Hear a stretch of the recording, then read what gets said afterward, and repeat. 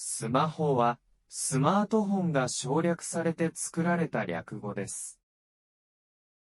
日本語では、このような略語がたくさん使われています。略語が作られる場合は、後ろの部分が省略されたり、複合語のそれぞれの部分から2文字、または1文字を組み合わせたりして作られます。外来語に多く見られますが、日本語の漢字の言葉や人名なども、このように略語になる場合があります。以下に、いくつかの例を紹介します。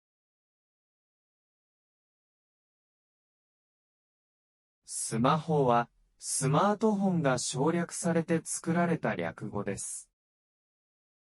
日本語では、このような略語がたくさん使われています。略語が作られる場合は、後ろの部分が省略されたり、複合語のそれぞれの部分から2文字、または1文字を組み合わせたりして作られます。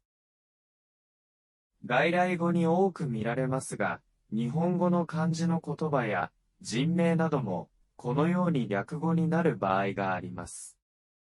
以下に、いくつかの例を紹介します。